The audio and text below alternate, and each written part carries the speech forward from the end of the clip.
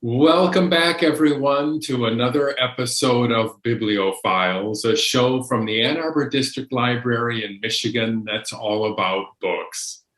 Each episode, we take just a few minutes to talk about some books on a particular theme.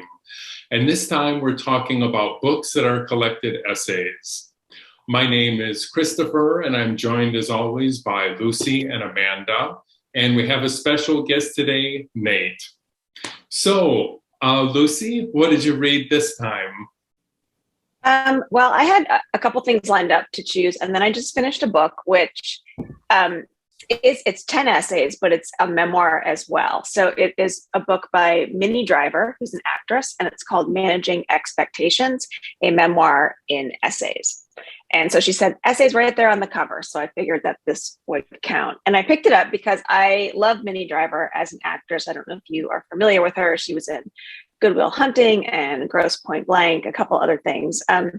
She also interests me as a person who sort of kept herself out of the whole limelight of Hollywood. And she seems pretty much to do her own thing. I know she sings as well. So what I learned from these essays is that along with singing and acting, Minnie Driver is an excellent writer. She is a very good writer. She's always been writing her whole life. And she's a natural storyteller. She's very funny, and she's led a pretty unusual life. She grew up in the English countryside, but then also in Barbados. Her parents were not married. Her father was married to someone else. And when Minnie was about 6, her mother finally left her father because at that point in the mid-70s, women were actually allowed to own land and homes in England. There'd been a lot of change. So her mother thought, aha, I can do my own thing. It turned out, her mother didn't investigate very closely. It turned out that there were stipulations. She actually had to be married to someone else, and her children had to be enrolled in school in the area where she bought her house. So very quickly, Minnie gets pulled out of one life with her sister, Kate. They end up in this small countryside house with a new stepfather in a new school. And that is sort of where we start. That's the first essay, which is called Surprise.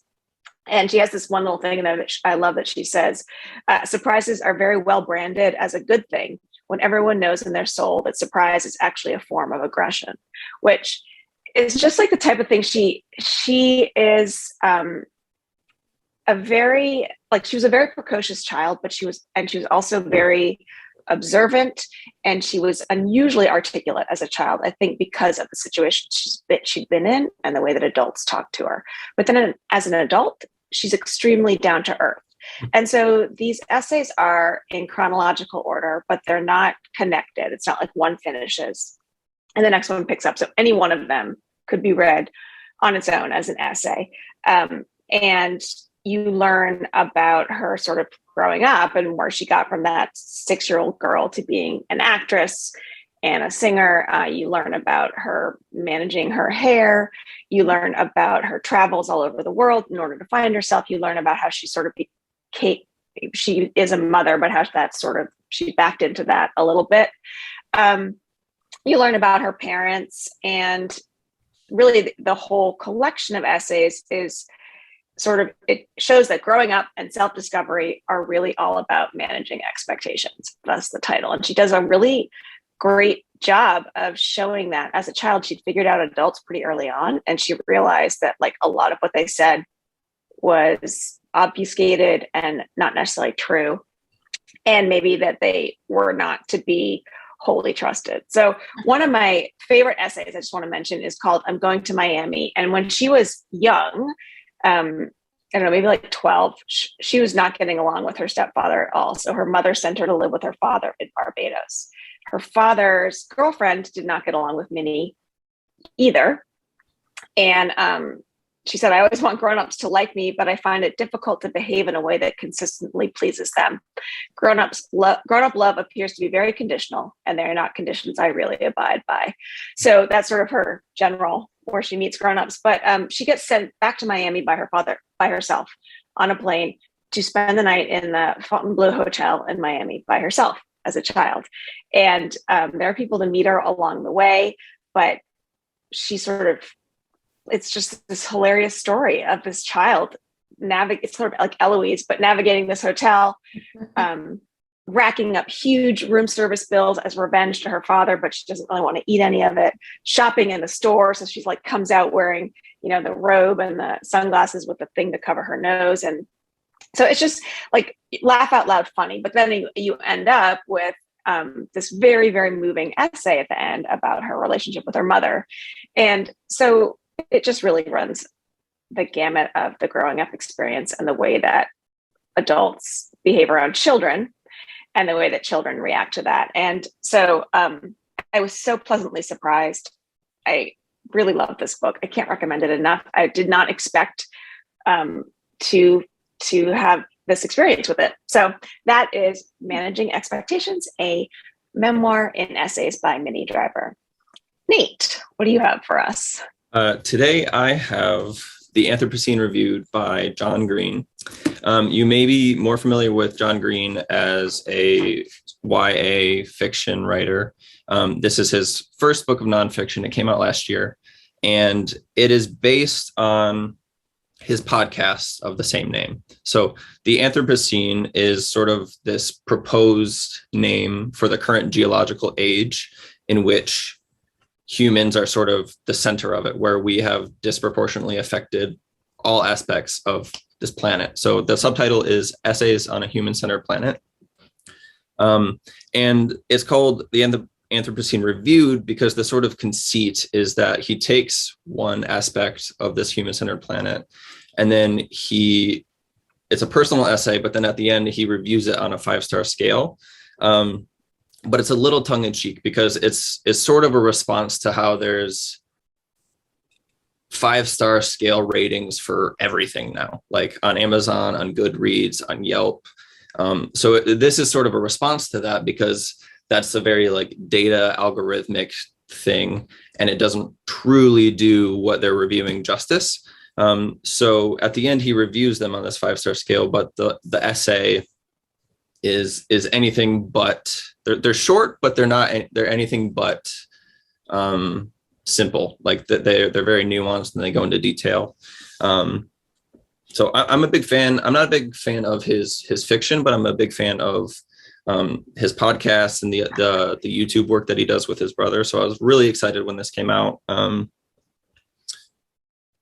to talk about a few of the essays, some are conceptual topics and then some are concrete. So to give an example, one of them is titled Our Capacity for Wonder. One of them is called Humanity's Temporal Range. And one of them is about the yips, which is like a sporting term for when someone just stops performing well and we don't know why. But then he also writes about Canada geese, Piggly Wiggly, the grocery store, and the song Auld Lang Syne. But so he takes these topics, but they're by definition personal essays. So they're my favorite kind of essay, where he takes something that you either know nothing about or that you don't think you care anything about, and he examines it very closely with lots of attention, and then he also filters it through his own personal lens. So you learn a lot about air conditioning units when you read this book, but also he writes about it in a way that is very personal. So it doesn't say memoir in essays, but there's a lot of memoir aspect to it, and I really like that sort of format. But yeah, I think another little piece about the physical book that as a graphic designer and as someone who, as part of my living, designs books, there's little pieces of this book that are really fantastic. On the end pages, there's a little review of autographs of people signing books, because he signed the entire first run of this book. So there's a whole page giving a little review of autographs. There's a review of the font that the book is set in on the copyright page, which is my favorite thing in the world. And then there's also a review of half title pages, which is a sort of ornamental piece of books that used to serve a function and now is just something that's included in publishing, where you can see here's the table of contents, and then after the table of contents, you already know the name of the book, you already know who wrote it, but here's the half title where it tells you the name again. So little nuggets like that really like take a book that I already loved and then just sent it over the top. So it's one of the most Nate books that I think I own in terms of content, but then also form. So yeah, that's The Anthropocene Review by John Green. Amanda, what do you have? The Anthropocene by John Green. I had a feeling. I was thinking about it. I was like, I think someone might pick this. I don't know why, but I wonder if they will. I was delighted. So we don't tell, for people at home and for Nick, we don't tell each other what we're bringing to our discussions each week. And there's only been a handful of times over the past year that we've overlapped on a title, and I inside get very excited. So I feel like I held my cool really well. I let you go. I didn't want to disturb your, but no, also it's a wonderful book. I'm glad you mentioned things that I didn't plan on mentioning, so the book was published in May 2021. He wrote it while COVID was, fresh and hot. So he had a certain mindset. I really enjoy him as a writer. I've discussed a few of his other books before, and I read a lot of teen fiction, and I do enjoy his writing in his other books. I have comments on redundancies over his career in those. So I was excited to read. I like his mind, and I like the way he sees the world and builds characters. And I just like his story and the thing with his brother and the vlog and all that. So I was excited to see him put his words to a different use. And I did listen. I didn't know about the podcast that he has for this book. But I didn't listen to any of the podcasts until after I'd already started reading some of the stories in here. So the book is around 250 pages. There's over 40 essays. So they're short. They are very brief. And I didn't do a sit down and read half the book or anything. I would just read a couple before bed each night, and it took me a while to read it. I just kind of read it slowly through time. But they all brought me joy. And I really liked how, Nate, you mentioned how he puts his personal twist on his relationship to Canada geese, or his relationship to sunsets, or scratch and sniff stickers and his memories, that bit of memoir. But also he gives you facts and information about where you might have seen that in historical context, which is pretty cool. But he's also reviewing mundane things. But I liked how it was a different. And at the beginning, there's a little, there's a pre-essay, could you call it, where he talks about his career, how he just finished Turtles All the Way Down, how he was just too big in his mind. He had to come to terms with what he was writing, what he wanted to put out in the world, and just kind of take a break, a mental health break, and focus on his family and other forms of writing and creative projects to keep himself busy. So for these, if you want to write about air conditionings, you've got to do a little bit of research. You can't just say, oh, it's, the box in the window, or, oh, it's in the basement. So I like the fact that it busied his mind into creating these factual pieces of information, but also these little funny little quips and humoristic details about, scratch and sniff stickers, or, and I just think it's a different way. And as I read it, if I read a couple, I'll find myself throughout the day going, oh, blah, blah, blah, I'll give it 4 stars. Because the reviews that are everywhere, but it made me kind of think about oh, that's a great tree. Well, it drops this and that's annoying. So I'm going to give it a 3.5 stars. So it's kind of a neat way to see the world. Even though I am in a way consuming the tree that I'm looking at and enjoying for its shade or its flowers or its beautification of my yard, it's still, how do you rate a tree on a 5-star scale? So kind of, I enjoyed playing with that just in day-to-day life, finding other things to review. He had a love affair with Diet Dr. Pepper, and one of his is on Diet Dr. Pepper. And spoiler alert, he gives Diet Dr. Pepper 4 stars. So I don't think I have anything else to mention. I also have one of the signed copies on it. It's a really fun book. There's over 40 essays in here. It's fun just to pick it up over time and just have fun with it. I thought it was I think I've read most things that he's published. So I was happy to read it in a different format. And I haven't listened to all of the podcasts. And for folks who are super into podcasts and know of the book or just the podcast, The Anthropocene Review, some of the stories in here are ones that were read during the podcast, but there are some new ones in here as well. So it's not a complete overlap. So if you've enjoyed the podcast, it's fun to read the stories in word format, but also hear some new things to be reviewed. So And that is The Anthropocene reviewed again by me. And I give it 4 out of 5 stars. Book. So, yeah, Nate, did I do it justice or add on? yeah, I just wanted to say that some of the ones from the podcast that are in the book are also expanded too. So, Okay. but I adored the podcast. And then when I think when I listened to it, like 2 episodes in, I was like, I want this to be a book too. So like it took a few years for that to happen, but yeah, I can't recommend either one enough. If you like to listen more than you like to read, I think there's value in both of them. So you listened and then you read, and I read, then I listened. So yeah. Anyway, everybody. Very cool. I'm so excited we had 2 of the same book. We haven't had that in a while. Christopher, one more book. I totally got too excited. Christopher, what book did you read to share with us? And it is by John Green. Well, I didn't read John Green. In fact, I read something that I discovered for the prior episode on architecture. And this book is My Two Polish Grandfathers by Witold Rybczynski. So this book came out in 2009, and it's just one of many of Rybczynski's books. He is a writer and an architect, and he has Polish ancestors, and he talks about that a lot in this book. So it's really a collection of recollections and essays on growing up, on his creative life, and his grandparents and his parents living in Europe. So one of the most fascinating stories is how his father in 1939 drove a car from Bucharest in Romania all the way to Paris, claiming that the car he was driving was the property of a general in Paris. And even though there weren't too many horrible things that happened along the way, it really puts you in the mindset of this World War II invasion and what's happening all across Europe.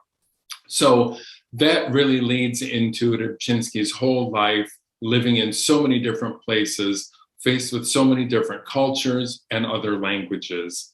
He eventually settles in Quebec and talks about his boyhood there. He talks about his love and discovery of jazz music, and then his discovery of architecture, and how he really kind of had to find his own way in architecture, because what he became most known for is his kind of useful, low budget housing and other kind of projects around the world, not the high-rise skyscrapers and not these kind of classic, homes around the world, but these kind of very useful things for common people. So it's wonderful. This book is just full of references to thinkers and writers, and also to lots of books.